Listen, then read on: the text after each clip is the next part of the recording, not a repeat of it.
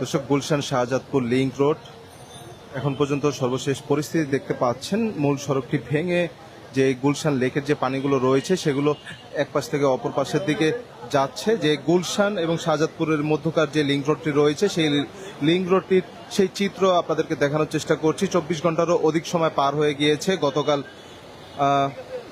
রবিবার বেলা 11টায় এই সড়কটিতে যে ভেঙে পড়ার যে চিত্রটি সেটি কিন্তু এখন পর্যন্ত সেভাবেই রয়েছে এবং এখন পর্যন্ত পানির গুলশান লেকের যে পানি রয়েছে সেই পানিটি কিন্তু এক পাশ থেকে আরেক পাশে যাচ্ছে। এই সড়ক ভাঙার কারণে এই যে লিংক রোডের যে সড়কটি রয়েছে সেই সড়কটি পুরোপুরিভাবে এখন বন্ধ রয়েছে এক পাশ, এবং অপর পাশ দিয়ে আসলে অটোরিকশা কিংবা গাড়ি সেগুলো চলাচল করছে।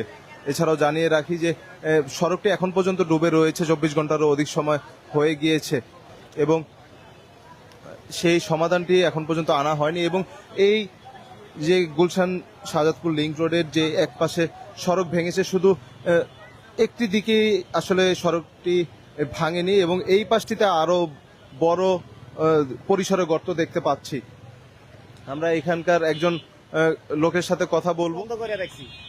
এই হলো অবস্থা। গতকালকে সিটি কর্পোরেশনের বড় বড় অফিসাররা আইছে, জেলা প্রশাসক, এলাকাবাসী কিংবা যে যারা এখান দিয়ে নিয়মিত যাতায়াত করে তাদের সঙ্গে কথা বলছিলাম। তারা বলছিলেন যে এখানে একটি ব্রিজের প্রয়োজন, না হলে তাদের এই দুর্ভোগ দেখা দেয়। এবং এখানে যেহেতু তারা বলছিলেন যে পানি যাতায়াতের কোনো ব্যবস্থা আসলে এখানে তারা বলছিলেন যে বালি দেওয়ার কারণে বা কোনো খুঁটি না দেওয়ার কারণে যখন এই ব্রিজের যে এই লিংক রোডটি রয়েছে সেই লিংক রোডের উপর দিয়ে যখন পানি প্রবাহ করে তখন চাপ সইতে না পেরে আসলে এই ভাঙনের সৃষ্টি হয়, তারা বলছিলেন সেই বিষয়টি। এছাড়াও আপনাদেরকে জানিয়ে রাখি যে 24 ঘন্টারও অধিক সময় পার হয়ে গিয়েছে, এখন পর্যন্ত আসলে কারো নজরদারিতে আসেনি বিষয়টি, এমনটা তারা বলছিলেন।